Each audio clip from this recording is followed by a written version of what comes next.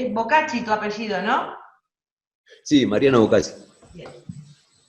Bueno, como les habíamos adelantado a nuestros oyentes, en el día de hoy tenemos con nosotros a Mariano Bocacci, quien es profesor de comunicación social, integra la cooperativa Reciclando Vidas, y bueno, Ujú. estuvo bastante tiempo detenido, conoce bien desde adentro cómo es la realidad de las personas privadas de su libertad, y también el tránsito difícil para los liberados. Así que por eso nos interesaba conocer la historia de Mariano y los proyectos en los que se encuentra trabajando actualmente. Muy buenas noches, Mariano, ¿cómo estás? Buenas noches, Lorena. Un gusto estar acá. Bien, bien, muy bien, Lorena. La verdad que es un placer tenerte con nosotros. Algo he leído y he podido escuchar de las entrevistas que te han hecho en otros medios.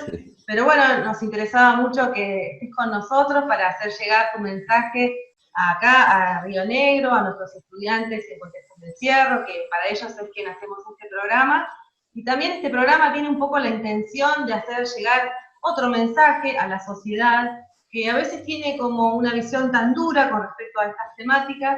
Así que me parece siempre que el aporte de sumar estas voces es valioso y bueno, en este marco es que te habíamos convocado. Bueno, muchas Como gracias. para empezar, me gustaría, siempre trato de hacer como un recorrido, una línea del tiempo entre el antes, el durante y el Ajá, después del tiempo de sí. detención, ¿no? Ujú. Como Sí. para contar, que a veces no justifica, pero sí explica cómo una persona es atrapada por este mundo del delito. ¿Cómo fue que vos ingresaste al mundo del delito? ¿A qué edad? ¿Y qué pasaba por la cabeza de Mariano en ese momento? Mira, muy chico, desgraciadamente, ingresé al mundo del delito, ¿viste? Creo que la primera causa la tuve a los 15 años. No, creo no, la tuve a los 15 años porque todavía eh, era cuando tus padres te sacaban era inimputable, eso tan cuestionado. Y bueno, básicamente creo que lo que me llevó al mundo del delito fue un camino el camino de la droga, ¿viste? Ingresé al camino de la droga y es un pasaje que muchas veces termina en el mundo del delito, ¿viste? Es un camino de exclusión y de autoexclusión, digo siempre, ¿viste? Porque a veces cuando hablamos con los pibes decimos, la droga nos empieza a autoexcluir, ¿viste? A manejarnos en grupos cada vez más cerrados, andamos nada más con que los drogamos, porque los demás son giles, ¿viste? creemos eso, y tan equivocadamente, por supuesto. Ese mundo se vuelve a cerrar, ese círculo se vuelve a cerrar cuando ingresás al mundo de delito. Y, y bueno, ni hablar cuando llegas a la cárcel, que es ahí donde no solo que se cierra del todo, sino que se consolida, ¿viste? No porque sí, no porque sí, te lo puedo asegurar que no, no es casualidad de que entremos y salgamos, entre y salimos y volvemos, salimos, duramos 2 meses en la calle y salimos corriendo de vuelta para adentro.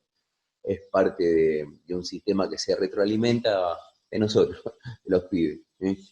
Se retroalimenta de eso y es la propuesta, de la lógica con la que te manejás, con la que sobrevivís adentro de la cárcel, la que, la que se convierte en el mayor obstáculo para volver a insertarte o reinsertarte en la sociedad. ¿No? Cuesta muchísimo desprenderse, de construir esa lógica de vida que tenés que internalizar sí o sí en la cárcel para poder sobrevivir a la cárcel. ¿Viste? Entre ellas la lógica de la violencia, por ejemplo, ¿viste? Un Claro, mundo donde todo se consigue mediante la violencia. como que te forjas una identidad de la que después es difícil despegarse y que esa identificación también hace que sea difícil esto de la reinserción, palabra con la que estoy bastante peleada, Sí, ¿no? Pero que sí, además sí, tiene sí, que sí. ver con que la sociedad no está preparada para recibir a las personas que estuvieron cumpliendo alguna condena, ¿no? Ni la sociedad ni nosotros, Lorena. Nosotros no salimos preparados para vivir en sociedad. Esto duele decirlo, me duele decirlo, ¿viste? Pero muchas veces la cárcel desocializa tanto, una vida tan diferente, un mundo tan diferente al del medio libre, que cuando te volvés a vincularte o revincularte, si querés, con la sociedad, cuesta muchísimo, hablando de estas lógicas que te digo yo, donde todo se consigue mediante la violencia, de una cama que te atienda un médico, estudiar, hablar de trabajo, la palabra educación y trabajo es subversivo adentro de la cárcel. A ver, yo estoy ahora hace 5 años ya en libertad, y he ingresado nuevamente a la cárcel a dar talleres de cooperativismo, ¿viste? Que encontramos en el cooperativismo una alternativa de inclusión social, y tener que hablar de asociativismo de estos últimos años atrás, no ahora, pero sí durante la gestión de gobierno anterior, que teníamos que hablar, nos decían que no, cooperativismo no podíamos decir, porque no sé con qué lo asociarían con el comunismo, no sé por qué es difícil meterse en la cabeza de esta gente, ¿viste? Pero Mucha hablábamos de revolución asociar. para un sistema tan rígido, Sí, ¿no? no, Asociarse, por favor, organizarse. Ese es el miedo, me no. parece, porque Mm, aprenden a organizarse y que los reclamos no sean individuales y que los reclamos empiecen a despegarse de lo que los medios quieren, que es que se suban a los techos de devoto, que a veces no queda exactamente, otra, pero cuando aprenden a no queda otra. organizarse, al sistema le da miedo. Le da miedo, le da miedo. Mirá, no porque sí, el acceso a la educación me costó muchísimo, muchísimas huelgas de hambre, muchísimas. Fue lo que me brindó. Nosotros decimos siempre que hay una libertad que no te la da el juez, que no te la da el director de un penal, ¿viste? No te la da nadie, solo te la puedes dar vos y con las herramientas que puedas seguir construyendo, ¿no es cierto? Y una de ellas es la educación, claramente. Y me acuerdo estudiando en la cárcel, ¿no es cierto? Decía, cuando me encontraba con barbaridades que no la podía creer, pero después fui comprendiendo esto que en la época de los militares, por ejemplo, los libros prohibidos, entre ellos la teoría de los conjuntos, no se podía dar la teoría de los conjuntos, ¿no? Decir, ¿por qué no se podía dar? Pero la teoría, mirá, fíjate la mentalidad, el conjunto, esto que hablábamos, lo colectivo, ¿no? Es subversivo, ¿viste? La organización es subversiva, no es aceptable dentro de esos regímenes que no han cambiado mucho. A ver, gran parte del aparato represivo se escondió dentro de las cárceles, y las lógicas sobrevivieron adentro de los muros, te lo puedo asegurar, las lógicas represivas de ese aparato, ¿no? Y también creo que la cárcel, no es que pasa esto de la lógica de la violencia, esto es un sistema que se retroalimenta de esa violencia, porque para que nosotros salgamos y volvamos a los 2 meses, ¿por qué forjan tanta violencia? ¿Por qué crean? Porque creo yo que claramente somos los que justificamos el aparato represivo del Estado. Y ¿Entendés? además que Como, no deja de ser un gran negocio también la cárcel, ¿no? Que eso es algo de lo que nadie quiere hablar, pero ¿cuántas sí, personas viven y se alimentan sí, literalmente de sí, este sí, sí, sistema sí, obsoleto totalmente. que además no ofrece la solución que promete, porque la No, sociedad está convencida de que la cárcel es la solución, incluso hay gente que es más no, dura, que al quiere pena de contrario, muerte, pero no sí, resuelve nada, creo que empeora las cosas. Mariano, te quería totalmente. preguntar, cuando vos Sí, empezaste a transitar el espacio de la cárcel, ¿habías podido sí. estudiar previamente? ¿Qué nivel educativo habías alcanzado antes? Mira, yo estudié había hecho hasta segundo año de la secundaria. Y después lo retomé en la cárcel, después mucha, ya te digo, mucha lucha, volví a hacer la secundaria toda de nuevo, y la universidad también, pero ya te digo, con muchísimas luchas, con muchísimas huelgas de hambre, peleando siempre con un montón de mecanismos de desgaste que tiene el servicio penitenciario. eh, a ver, llega para rendir una materia en la universidad, sobre todo ahí está la guerra, pero declarada totalmente en la universidad, y llega el día de examen y no hay gasoil, no hay transporte, no te llegó el aval de juzgado, siempre una excusa para que desistas y vuelvas de vuelta a agarrar una faca, una bolsa de pastillas. Eso es lo que necesita este sistema, por eso te digo que es mucho más complejo que un negocio, que el negocio económico de la cárcel. Cuando yo te digo que justifica el aparato represivo del Estado, te digo construye el enemigo de época. El enemigo de época. El poder para reprimir siempre tuvo que configurar un enemigo. fueron las brujas, fue el comunismo, es el pibe chorro hoy. ¿Cómo hacer para que la gente se ponga contenta porque un intendente compra 20 patrulleros y no porque hace un colegio? ¿Entendés? Entonces, ¿cómo? Bueno, así, pide que salen de la cárcel y que salimos corriendo de vuelta para adentro a los 2 meses porque esta lógica que internalizamos adentro de la cárcel no nos deja vivir, no podemos insertarnos ni en nuestra casa, ¿viste? Y todas esas frustraciones, esa frustración de estar un montón de años pensando que del otro lado del portón está la felicidad, que nos espera una nueva vida, que está diciéndote a tu familia que sabes que hacen lo imposible para sobrevivir, para criar a los chicos, es, ya voy a estar yo, voy a trabajar y voy a poder ayudar, y salís y no te encontrás un laburo en ningún lado, ¿no? Y lo único que sigue es un plato más de comida, eso es una carga más, y abriste la heladera y tu hijo te pide algo, le decís que no, y te pide a tomar un helado y le tenés que decir que no, y atrás decir, y eso duele más que un balazo de goma, duele más que un palazo, duele más, ¿viste? Y te encontrás sin las herramientas para poder sobrellevarlo esto, ¿viste? Para decir, ¿dónde busco trabajo? Y generalmente no tenemos la cultura laboral, muchas veces ya venimos a veces de generaciones de no tener la cultura laboral en nuestras casas. Entonces, sí, ¿dónde? ¿Cómo? No? Claramente en una sociedad compleja y capitalista como la que vivimos, con la voluntad no alcanza. Si no estás ¿Cuántos, preparada, no tenés un oficio. claro, cuántos años estuviste detenido, Mariano? Muchísimo. Mira, en la última condena que estuve 16 años, ¿viste? Con un delito de robo. Estuve del año 98 hasta el diciembre del 2015.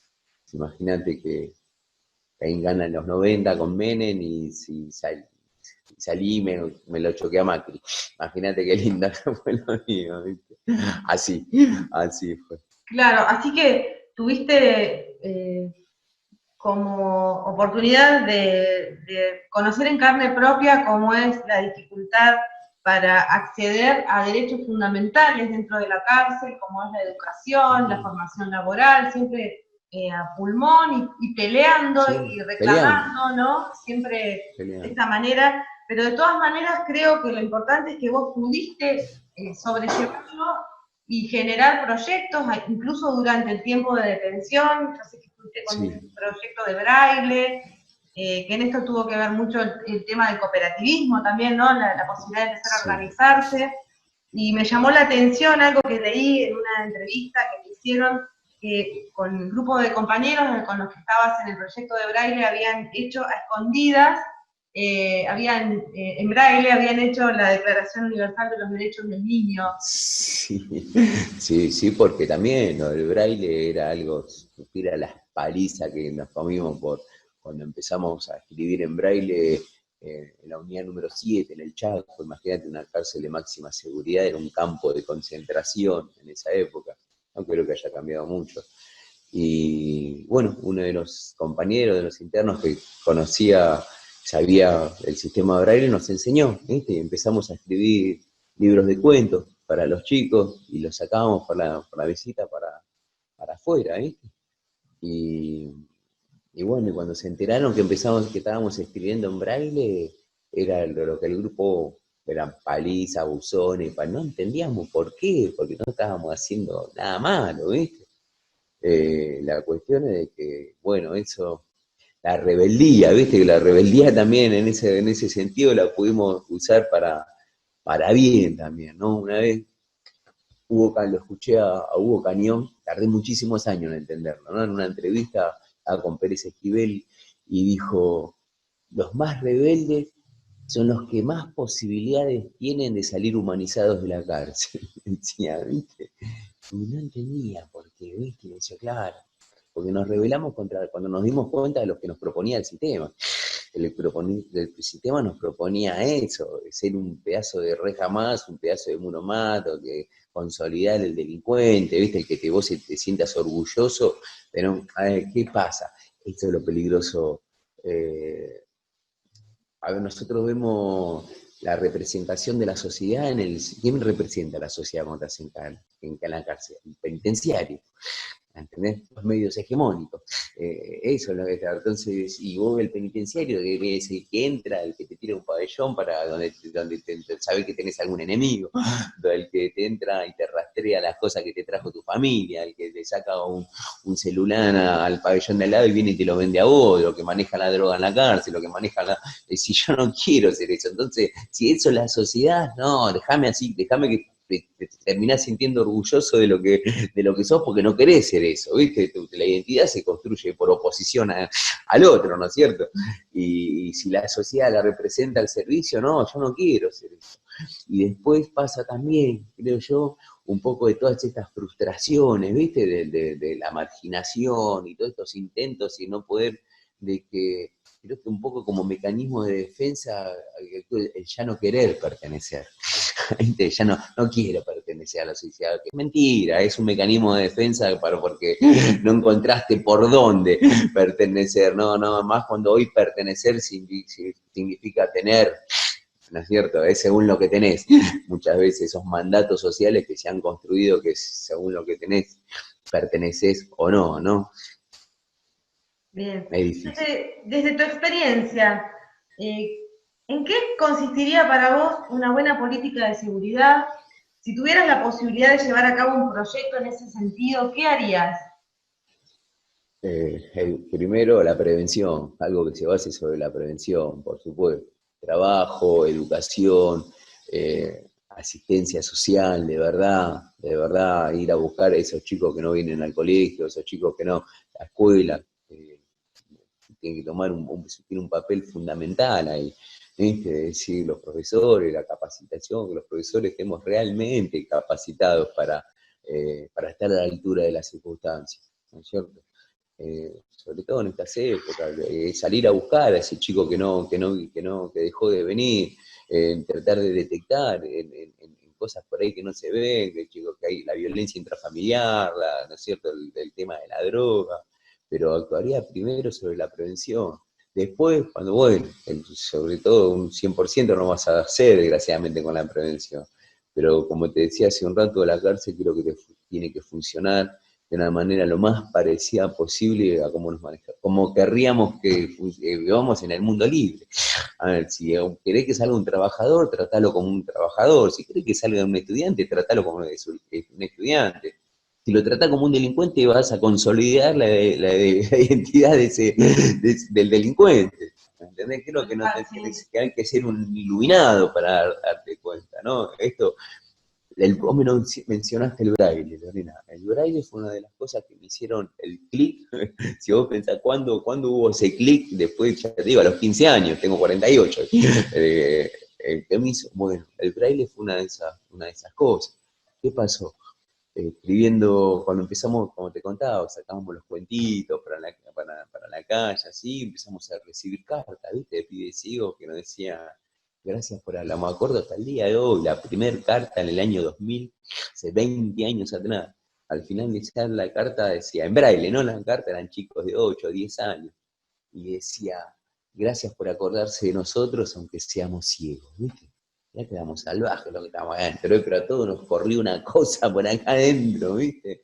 Y pasó hoy reflexionando, ¿no? Y lo vi durante 15 años, hice braille también, acá armé talleres de braille en todo el país prácticamente, y veía como a todos los pibes les pasaban lo mismo que nos pasó a nosotros en aquel momento, era ir al teléfono a contarle a tu mamá, a contarle a tu hijo, a contarle a tu esposa, a los que estaban, estoy haciendo juguetes para chicos ciegos, estoy haciendo mapas para chicos ciegos, cuando logramos después de esa, a escondidas, escribimos la declaración de los derechos del niño, y la donamos a la UNICEF, después de esa movida que hicimos, nos dieron no les quedó otra que darnos un lugar en el área de educación, donde armamos el primer taller de braille, ¿viste? Donde ahí empezamos con los mapas, que los inventamos nosotros esos mapas, con telas, en vez de diferenciar colores, ¿viste? Referenciar con colores, referenciábamos con telas de diferentes texturas, era lo único que teníamos, ¿viste? Y entraban las maestras, los profesores, y veían las cosas que hacíamos y se quedaban maravillados, y chicos, los felicito. Y era una caricia en el alma, la nena, ¿entendés? ¿Y qué pasó? Queríamos más de eso, de esas caricias. Nada Claro. más, te estoy hablando de nada más y nada menos que de la autoestima. Mm. Empezamos a querernos, ¿viste? Empezamos a sentir que valíamos para alguien, ¿viste? Y después con el tiempo y luchas y peleas, accedí a la educación. Un día estaba leyendo unos textos de Gilberto Jiménez, me parece que era, sobre la construcción de la identidad, algo que mencionabas hace un rato, ¿viste?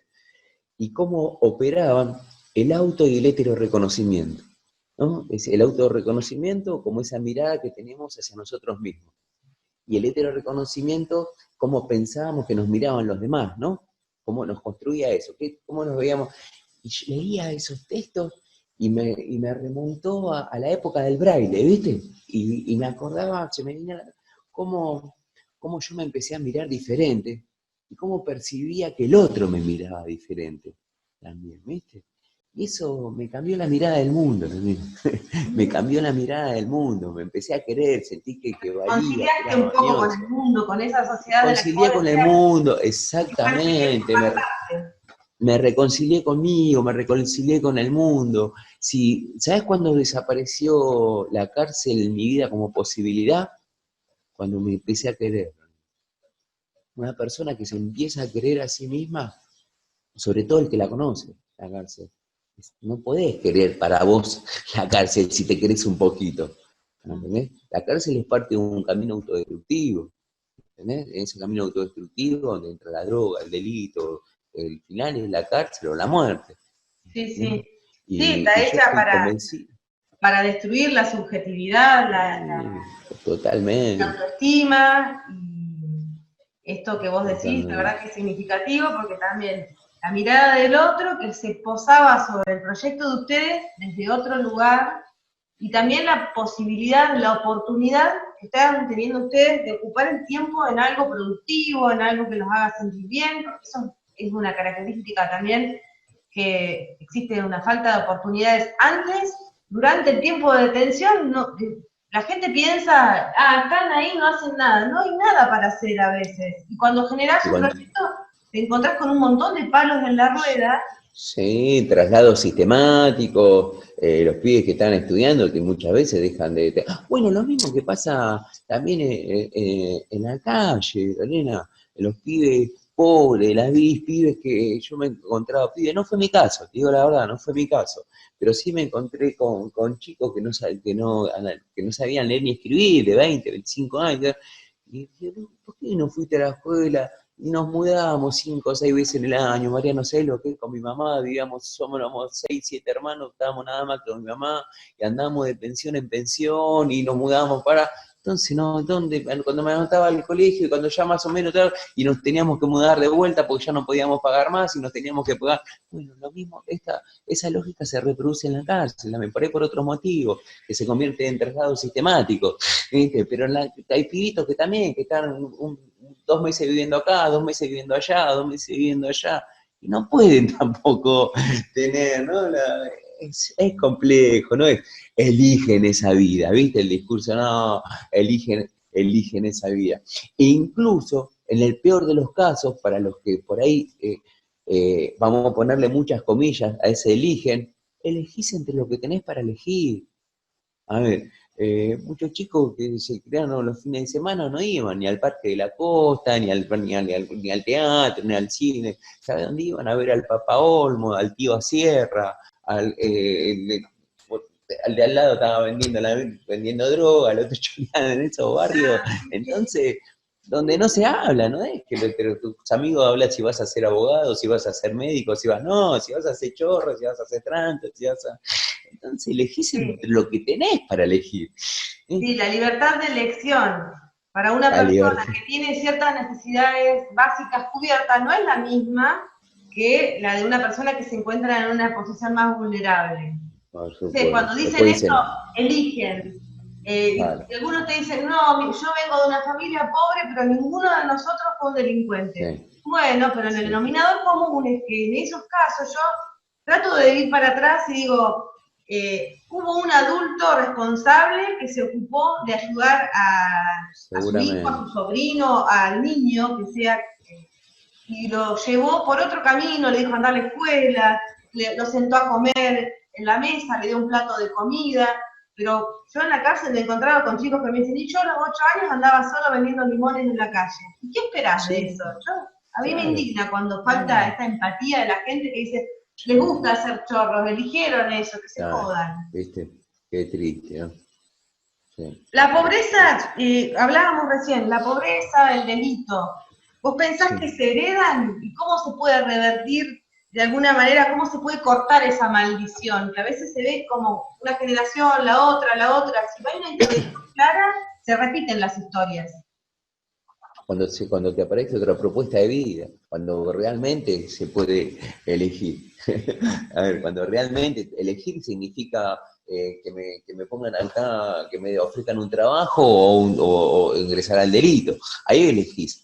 Y tampoco, y muchas veces tampoco, porque para elegir también que tenés, a ver, cuando hablamos de la meritocracia, ¿viste? Meritocracia cuando hay igualdad hay mérito cuando hay igualdad de condiciones, ¿entendés? Porque si vos no tenés el capital simbólico, esto cultural, la cuestión cultural, ¿viste? Es decir, yo vi a mis viejos yendo a laburar, ¿entendés? Por ahí yo pude recuperar esos registros que tuve de cuando era chico y por eso por ahí ese capital simbólico me hizo también ver esa realidad del sistema que me quería del otro lado, de que no me quería. Así que claramente les convenía de que yo siga delinquiendo, ¿entendés? De que claramente necesitaban que yo era el que tenía que ser el enemigo de época para justificar el aparato represivo. Pero oportunidades, La educación y el trabajo. arte en las cárceles de máxima seguridad, ¿qué significan para vos? ¿Cómo? ¿Qué significa la educación y el arte en una cárcel de máxima seguridad? Lucha, lucha, lucha, lucha, lucha y lucha y lucha y más lucha para poder conseguir, no otra cosa. Lucha con el Poder Judicial, con el Servicio Penitenciario. Es todo, a ver, tienen miles de mecanismos de desgaste para que nosotros abandonemos ese camino. A ellos les conviene que estemos todos matándonos entre nosotros. Esa es que se maten entre ellos, dicen. Que se maten entre ellos. Lo que más escuché durante estos años es eso, que se maten entre ellos. Maten entre ellos. A vos te pagan igual el sueldo, ¿para qué los querés en la escuela? Claro. Si ellos no, decime, cuando vos escuchás a los penitenciarios viejos una conversación de si ellos se afanan de que nunca se les escapó un preso, el mejor, a mí nunca se me escapó. Ahora, a ver, nunca vas a escuchar alguno de los que tuve yo, no volvieron ninguno a la cárcel. No se cuestiona eso, nena. Al servicio penitenciario, a ver, decime, se cuestiona la reincidencia del servicio penitenciario. Menos el servicio penitenciario, si hace una autocrítica, jamás van a hacer una autocrítica sobre eso. No, y claro, es que también falta preparación de las personas que están a cargo, la formación de los penitenciarios es casi inexistente y lo que decías vos con respecto a la universidad, cuando vos encarás el proyecto de estudiar en una carrera universitaria, estas palos en la rueda, esto de que justo cuando tenés que ir a rendir no hay móvil, no hay personal, lo que sea, también tiene que ver un poco con una cuota de resentimiento de que estas personas no alcanzaron a estudiar en la universidad. Entonces, ¿cómo un preso va a estudiar en la universidad? Y no los dejan, Lorena. Y no, son víctimas del sistema, también son víctimas del sistema, te lo puedo asegurar. Los penitenciarios no vienen de la Facultad de Humanidades, también son víctimas del sistema. Y a ver, de tanto salir a estudiar todo la división de traslado que nos lleva a las universidades, a veces quedábamos esperando, nos dejaban con la custodia un móvil, quedábamos 3 horas, 4 horas, ellos con nosotros también esperando un móvil, ¿viste? Llega un momento que te pones a hablar, y más de uno no ha contado, que yo me quise poner a estudiar.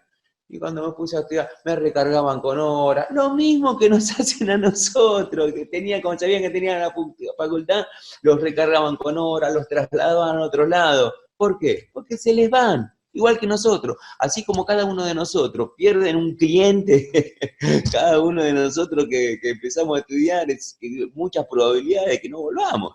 Imagínate, cada penitenciario que se pone a estudiar, lo más probable es que deje el servicio penitenciario, cuando en el momento que puede, que los que estudian lo hacen para eso, para que quieren volar de ahí, porque no Lo que hablábamos soportan antes más con el eso. tema de las cooperativas, que el miedo de que se organicen y miedo también a la conciencia de clase y a pensar críticamente, Total, ¿no? Es totalmente, peligroso eso, totalmente, peligroso que te totalmente. animen a pensar, Claro, y para el servicio también, ¿eh? Para ellos mismos, para ¿sí? el mismo personal penitenciario también. Para el mismo penitenciario. A mí me ha pedido un penitenciario una vez, me vino a pedir por favor que le den a mis épocas de que andaba salvajeando, ¿viste? Que no me importaba. Vino un penitenciario y un día no me lo voy a olvidar más esto. En la provincia de Salta, me anduve por todo el país yo también. Me vino a pedir que le dé una puñalada. Porque que no aguantaba más para jubilarse, para no sé qué pensaba. Mirá el extremo que llega a pensar ese tipo que llevó un montón de años de servicio, pidiéndome que por favor, si no le daba una puñalada, porque no aguantaba más el servicio penitenciario. Creo que eso, en ese momento no lo entendía, hoy lo entiendo. Lo entiendo. ¿Qué Pobre chico. cambiarías en el sistema judicial, en el Poder Judicial, con respecto, en relación a tu ¿Cómo, cómo? experiencia? ¿Qué cambiarías Sí. en el sistema judicial? No, el sistema judicial es lo mismo, es parte de esto. A ver, los jueces tienen responsabilidad, las cárceles no son entes autárquicos, los jueces lo dice la Constitución, no es que lo dice Mariano Boca, el juez que el artículo 18 de la Constitución, el juez competente, responsable, que las cárceles sean así, las cárceles son lo que los jueces quieren que sean. A ver, yo digo siempre, me animo, desafío a cualquiera a hacer un estudio sociológico en cualquier juzgado de la República Argentina. Le agarrás un tipo de mi edad y decía, a los 15 años, ¿qué hizo? Robó un estéreo, fue preso. Después de esa, un auto. Después un robo a mano armada, después un homicidio en ocasión de robo. Entonces, ¿qué pasó en el medio de todos esos delitos? Cárcel. ¿Y por qué fue de un estéreo a un homicidio en ocasión de robo? ¿Qué pasó? Que en la secuencia de esos delitos cada vez fueron más violentos, cada vez fueron cárcel. No es Sí, porque si se puede pasar con uno, perfecciona, ahora si pasa con todo, ¿eh? se No, no, perfecciona. perfecciona la violencia, perfecciona el resentimiento, la desocialización, todo. Cada mes es eso lo que inculca la cárcel. ¿Qué le Esto, y dirías por a eso, este sector de la sociedad que exige mano dura? ¿Qué herramientas utilizarías para tratar de ablandar el corazón, ¿no? ¿Qué le dirías a esta gente que piensa que la cosa se resuelve con la reja o con la pena de muerte, en algunos casos también, ¿no? no, claramente si queremos que las cosas cambien, nos tenemos que meter cada vez más a ver, hacernos porque es fácil de tirarle piedra al gobierno de turno, decía al gobierno que sea, ¿viste? Hay cosas que tenemos que también nosotros como ciudadanos hacernos responsables, ¿viste? Decir, bueno, no lo hacen ellos, hagámonos nosotros. En todo, ¿eh? en todo, hablando del reciclado hasta lo que sea, ¿viste?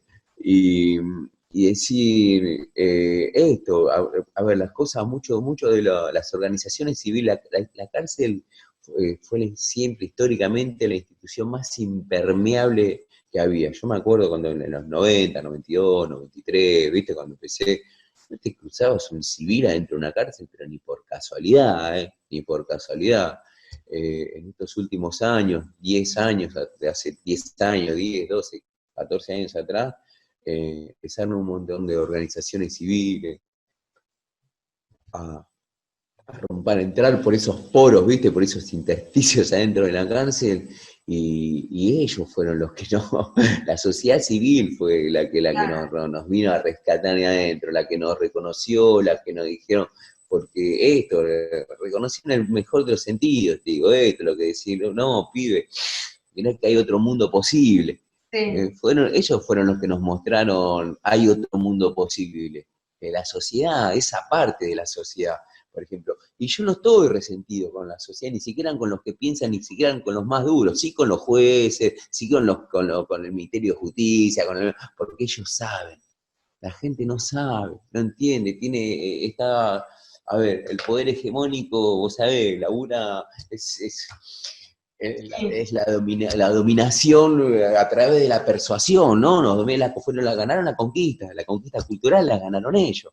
Sí, la ¿Viste? agenda Entonces, pública, estos temas salen solamente cuando los presos se suben a los techos de voto, cuando hay uno que reincide. exactamente, claro, claro. Las cosas buenas, como estas que vos me estás contando, entre comillas, las cosas buenas, No, porque no se sabemos que la entera cárcel nada. es un Sí, infierno, pero un proyecto de braille dentro de una unidad que ayuda a chicos que tienen, bueno, chicos ciegos, como dijiste vos, eh, proyectos como Reciclando Vidas, esas cosas no están tan presentes en la agenda pública, y cuando están presentes siempre el título es el preso que hace tal cosa, el preso, como que no te terminan de despegar nunca de ese pasado, ¿no? sí, Como comunicador, vos sos profesor de comunicación social, sí. ¿cuál es el rol de los medios con respecto a esto y qué pensás en relación a esto? Los médicos son los medios, sobre todo los medios hegemónicos, ¿no? Son parte de la corporación del poder, política, judicial, mediática, ¿no? Son parte de un mismo sistema que se articula para hacer una construcción social del sentido. Y como te digo, claramente esto construye el enemigo de época que históricamente necesitó el poder para oprimir, ¿viste? Y bueno, esto, lo que vos haces, radios alternativas, la pluralidad de las voces, salir a construir, a que la gente se dé la posibilidad de escuchar otras cosas, en la cárcel, a ver, pues si saquen la condicional, que no tengan más condicional, que no tengan más, viste la preocupación esa que hay que no tienen más ni salidas transitorias, ni condicional.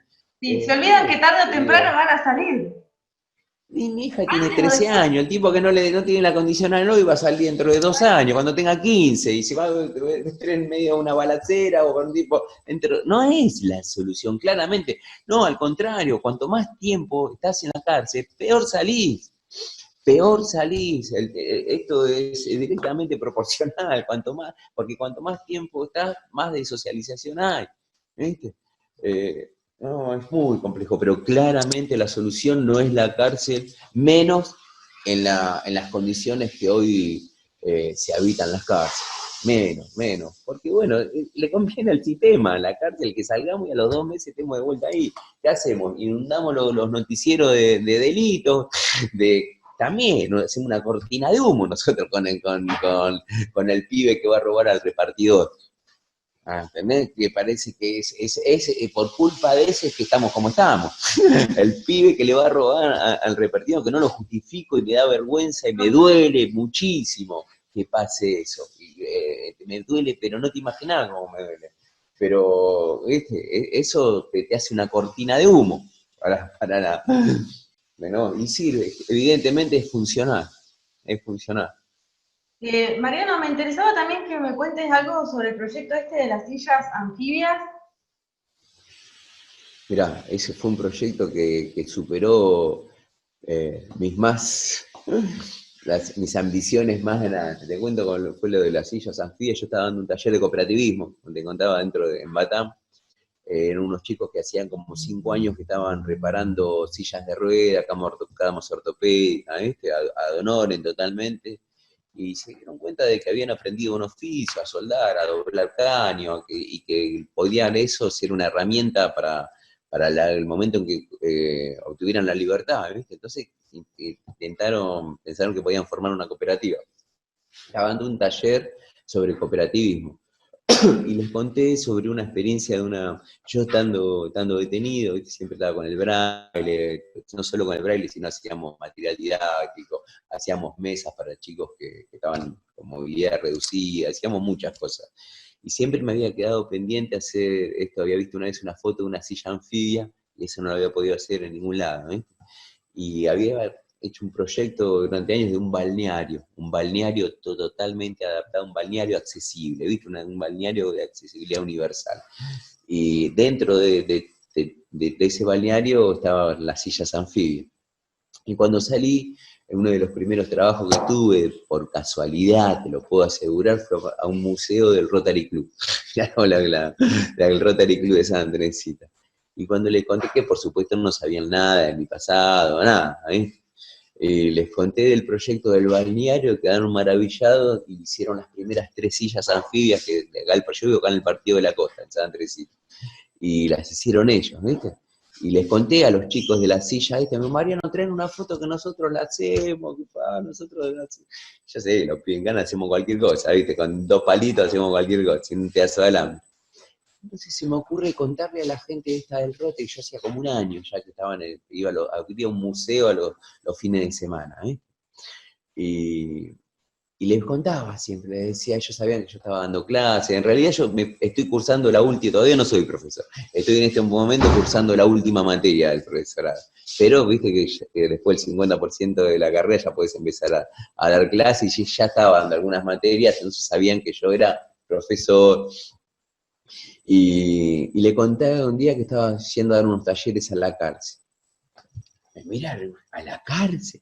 Sí, a la cárcel, me decía. ¿Sabe que es un lugar donde si queremos que las cosas se empiecen a cambiar un poco, vamos a tener que meter nosotros como sociedad para que empiecen a cambiar un poco las cosas ahí? Acá pasa, iba todo un año y medio así, bocadillos, ¿viste? Nada más, tirándole esas cosas que eran irrefutables, porque le decía, los índices de reincidencia no crecen porque sí, fíjese que cada vez hay más, que agarran a alguien así, estaba con la condicional, estaba con la transitoria, tenía antecedentes, claramente no está funcionando. El tema, sí, la verdad que sí, ¿viste? Habían cosas que no. Y bueno, cuando los chicos iba preparando el terreno, ¿viste?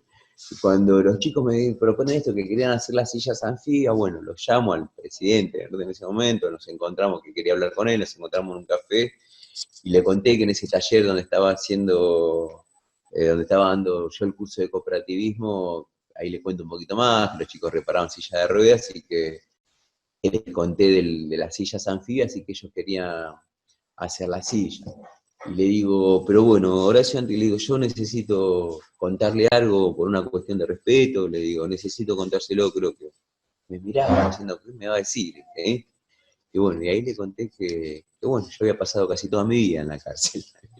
Imagínate, la cana se me miró así, porque fueron una transformación en 10 segundos, 1000 caras, ¿viste? Hasta que reflexionó y me miró y dijo, la verdad es que te tengo que felicitar. Me dice. A ver, yo tenía la llave del museo, no falté nunca, no llegué nunca 5 minutos tarde, toda la gente que salía de ahí le decía por la atención, por la educación, ¿viste? O sea, ya tenían, no había un prejuicio en contra, había un prejuicio a favor, ¿viste? Entonces quedó así, y bueno, cuando le llevo la propuesta, bueno, ahí le pude contar con más libertad qué era la cárcel, qué proponía en la cárcel, qué pasaba en la cárcel, y que si yo no había vuelto había sido de rebelde, ¿no? Porque la cárcel hizo algo para que yo no volviera. Y sabes que, bueno, me dice, mira, yo voy a hablar con los socios del Rotary para ver si nosotros podíamos poner los materiales para que los chicos salgan. Y cuando vuelve me dice, Mariano, ¿y hay alguna posibilidad de que vayamos algunos de nosotros? Claro, les dio curiosidad, ¿viste? La primera vez que tenían adelante otra cosa que no fuera la pantalla de Claro, TN. además no los habías mordido, así que... No los había mordido, se encontraron, no, fue terrible. Digo, sí, pues bueno, ahí gestionamos con la gente de FECOTRA, ¿viste? Para que pudieran entrar, que me parecía un hecho terrible, ¿viste? Bueno, y vinieron. Sabés que cuando íbamos en la ruta era tal el grado de objetivación, ¿no? De los que no sabían cómo nombrarlos, no podían nombrar, no sabía si decirle presos internos, esos muchachos no sabían cómo nombrar, no sabían con lo que se iban a encontrar. Y salieron, ¿sabés qué? Casi con los ojos llenos de lágrimas, Leona, te decía, salíamos saliendo del predio de Batán y se miraban, y decías, ¿escuchaste esos muchachos? ¿Cómo prestaban atención? ¿Cómo preguntaban el abrazo que nos dieron? Pero sorprendidos que encontraron personas. Primero que encontraron seres humanos, ¿viste? Que esto que vos decís, que no mordían, que no... Y quedaron, pero maravillados con, ¿viste? No sé las cosas que habrán tenido en la cabeza, pero sí. No salieron hablando ni de que había mugre, ni de que había, no, salieron maravillados del apretón de mano, de las preguntas, del interés, de ver del entusiasmo que tenían de poder hacer esto de la silla. Y bueno, cuando volvimos de vuelta, volvimos 4, ya eran 4, después volvieron 6. Cuando se terminaron de hacerla, se ofrecieron, les donaron tableros de dibujo. Fue uno de ellos, uno de los del Rotary de acá de Santa Teresita, era profesor, ingeniero acá de la universidad, un profesor ingeniero, les llevó un tablero, los donó para enseñarles a hacer trazos, a hacer matrices, ¿viste? A los pibes. Y en esas 4 o 5 visitas que hicimos al penal, fueron viendo todo lo que yo les contaba con sus propios ojos. El día que fueron a dar esta capacitación de trazos para hacer planos, llegó uno solo que estaba en sanidad y me dice, Mariano, fíjate si pueden hablar con el celador, con alguien que no los dejan salir a los pibes, que queremos venir y no los dejan salir, y yo pude llegar porque estaba en sanidad y escuché que estaban ustedes acá. ¿Vio? Le decía yo le contaba eso, la lucha que era poder salir al colegio, poder salir a una... ¿Cómo que no lo podía ir? Hablaban con este, con aquello, y dejaban salir a 2 o 3, no, porque está cortado el tránsito, por esto, por aquello. No, después parecía que hubiese sido, no era casualidad, pero la casualidad ayudó también, ¿viste? Claro, Después la importancia de eso que decíamos antes, del compromiso, en vez de quejarse, bueno, a ver, ¿qué puedo hacer yo para aportar y cambiar un poco esta realidad que me molesta?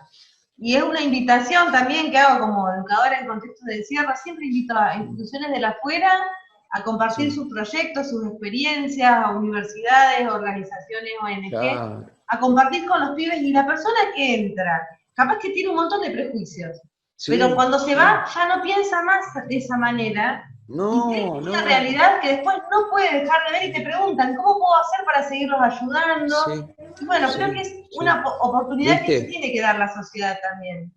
Exactamente, es una oportunidad que se debe dar a la sociedad, es una oportunidad, la cárcel es la deuda de la democracia, ¿viste? Es la deuda de la democracia, es la cárcel, porque como sociedad lo que pasa es porque, a ver, esto, lo que vos estás diciendo, lo que yo te digo yo, que tenemos que entrar nosotros, si queremos cambiarla, porque el servicio no la va a cambiar. Otra de las cosas que pasó cuando iban la gente al Rotary, algunos pibes de un tallercito de marroquinería y le pidieron que hicieran 30 billeteras con se la compraron para ayudarlo, ¿viste? Con el logo del Rotary. Bueno, sí, los pibes hicieron unas billeteras voladas de cuero, ¿viste? Y cuando las fueron a retirar, la jefa de la coordinadora de ahí de cultura, que era el área que le correspondía a ella, ya era estrella, no, le quiso dar la plata para los pibes de ahí adelante. No, así que miraba así las cámaras, todo. Esto me lo da después afuera, ¿viste? Todo un misterio bárbaro. Y después le explicaba a la mujer con una naturalidad total, le decía que el jefe de penal no sabía nada de estas billeteras, porque si sabía le tenían que dar la mitad de la plata al jefe de penal. ¿Entendés? Y se los contaba con tanta naturalidad, imagínate a los tipos la repugnancia que le dio eso, eran pibes que por ahí podían ayudar a la familia con 2 pesos de la billetera y que se la sacara al servicio penitenciario, ¿entendés? Bueno, vieron con sus propios ojos todas esas cosas que yo les fui contando durante 1 año y medio, lo vivieron en 4 visitas. Ahí Claro. salieron convencidos, tal es así que en una cena del Rotary Club que estaba invitado, donde ellos contaron la experiencia de estar de estas visitas, de la experiencia de la construcción de las sillas en Batán, el tipo les dijo, este hombre, Horacio le dijo, si...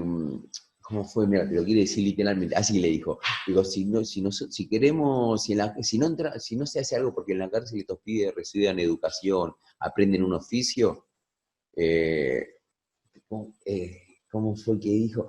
No podemos esperar otra cosa, y si no le damos laburo cuando salen, no podemos entender otra cosa que nos vengan a afanar. Decían, diciendo, es lógico que lo que pasa, si lo que estoy viendo que no los dejan venir a capacitarse, no los dejan trabajar, les sacan la plata de lo poco que pueden hacer, encima salen, si quieren buscar nosotros les cerramos la puerta, les queda otra. Ellos lo decían, ¿eh? Ellos Claro. lo Sí, decían, somos ¿viste? un Con poco una... responsables, es una realidad que no nos gusta, pero de la cual somos un poco responsables. Y que nuestro compromiso, nuestro nivel de injerencia no se limita al voto que ponemos en un sobre, ¿no? Que como ciudadanos podemos generar proyectos y a veces ni siquiera hay que poner dinero, hay que poner tiempo y ganas y empatía, nada más. y creer que el cambio es posible. Si todos hiciéramos un poquito, capaz que tendríamos una sociedad un poco mejor. Bueno, Mariano, recuperando un poco todo lo que hablamos en la entrevista, la verdad que da para seguir hablando. Creo que con tu experiencia, a pesar de que transitaste tantos años en la cárcel, pudiste reconfigurar tu identidad y hacer algo diferente a lo que te proponía el sistema, ¿no? Y en función de esto, y como para ir cerrando, te quería preguntar, ¿qué les dirías a las personas que están privadas de la libertad en este momento tan complejo de pandemia? ¿Y qué les aconsejarías en cuanto a cómo se tienen que manejar? Que sean rebeldes, que sean rebeldes y estudien y piensen en armar cooperativas, que sean rebeldes, que no dejen la rebeldía nunca, nunca, nunca, que sean rebeldes y que estudien y que armen proyectos cooperativas, que cada vez más somos más los compañeros que estamos de este lado con proyectos de cooperativa, ahora estamos armando una mutual, se armó una mesa de cooperativismo en el INAE, ya la academia tomó la discusión, un montón de organizaciones también, la discusión, muchas universidades nos están acompañando, nosotros salimos a decirle, somos casi más 40 cooperativas deliberadas, más de 500 pibes que no volvimos, y le dijimos, pusieron más cárceles, no sirvió para nada, reformaron el Código Penal, no sirvió para nada, pusieron más policía, no sirvió para nada, nosotros construimos nuestras propias fuentes de trabajo, y no reincidimos más, que los estamos esperando, que se comuniquen con vos tenés mi teléfono, que los vamos, todo el material que necesiten, que necesiten saber cómo se arma una cooperativa, ahí vamos a estar, cuando necesiten hacer una matrícula, los vamos a acompañar en la formación de la cooperativa, en todo, pero para eso se necesita rebeldía, rebeldía. Rebeldía para las cosas buenas, viste que... Rebeldía para las cosas buenas. Es una rebeldía a la que le tienen mucho miedo, pero que tiene que ver con cosas buenas. Así que apostamos por esa rebeldía. Exactamente, la rebeldía humana. Y bueno, muchísimas gracias por contarnos tu experiencia. Y bueno, por esta disposición que estás mostrando para acompañar también a personas que están transitando por un momento difícil, como vos también lo transitaste. Y bueno, y agradecerte y felicitarte por todo lo que estás haciendo y todo lo que estás encarando. Gracias por estar con nosotros. Gracias a vos, Lorena, gracias a vos por todo lo que haces y por permitir que otras voces sean escuchadas y por hacer efectivo el derecho a la información que tiene la sociedad. Bueno, gracias, Mariano, un gustazo. Buenas noches.